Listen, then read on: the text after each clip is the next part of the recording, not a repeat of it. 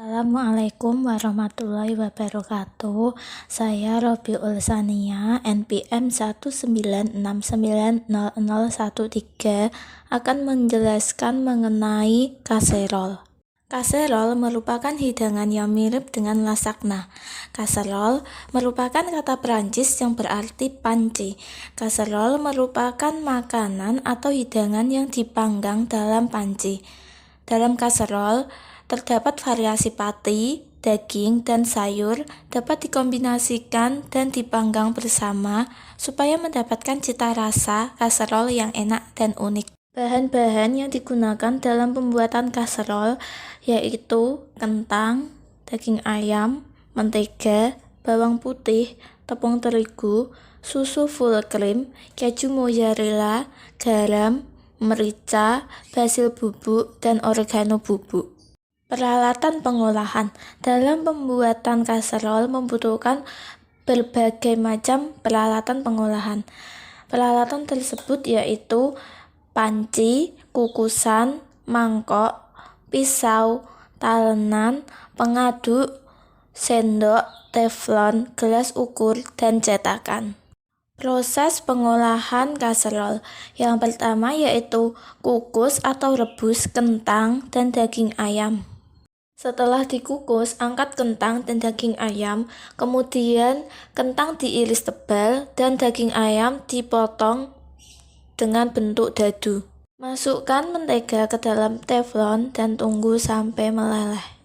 Setelah mentega meleleh, masukkan bawang putih yang sudah dicincang. Setelah itu, masukkan tepung terigu dan aduk sampai merata kurang lebih selama 1 menit.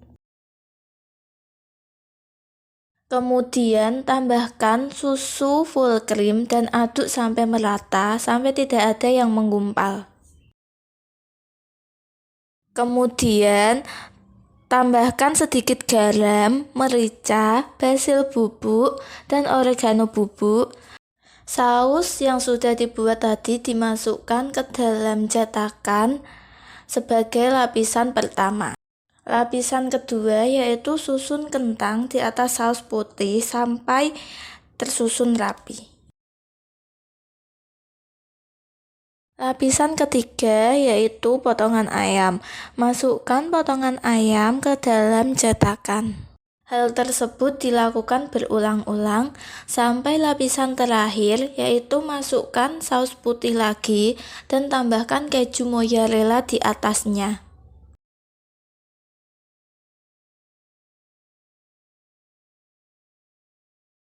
Panggang adonan menggunakan oven selama 15 menit dengan suhu 180 derajat Celcius.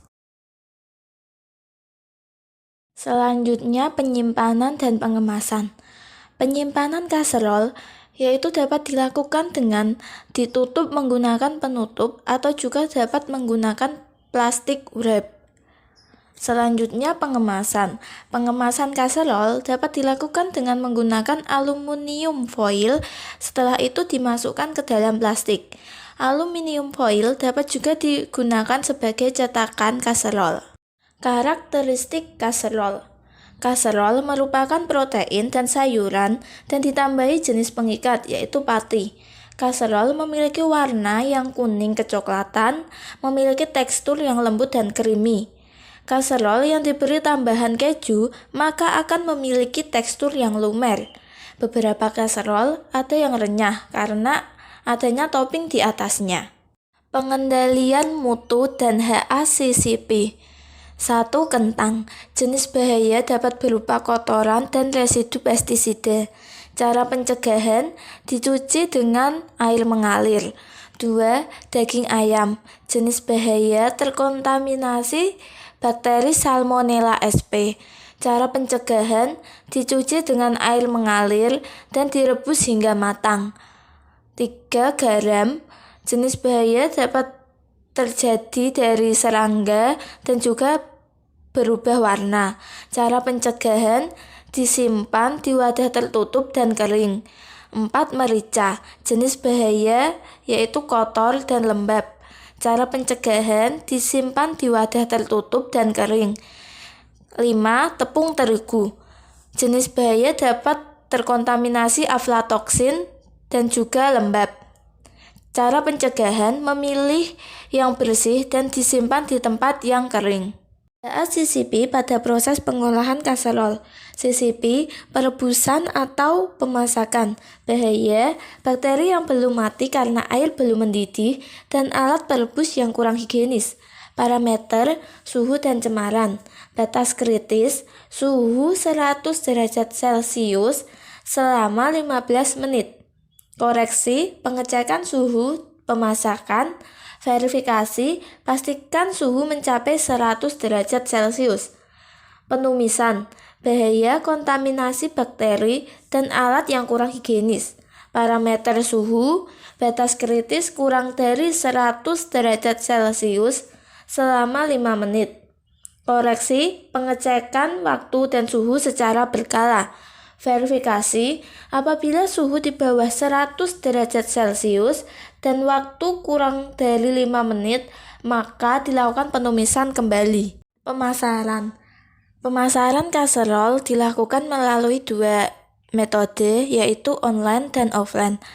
Untuk metode online, dilakukan dengan cara mempromosikan melalui media sosial seperti WhatsApp dan Instagram.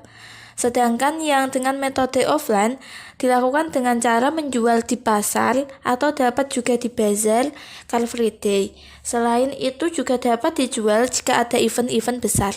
Sekian yang dapat saya sampaikan. Apabila ada kesalahan dan kekurangan, saya mohon maaf. Terima kasih. Wassalamualaikum warahmatullahi wabarakatuh.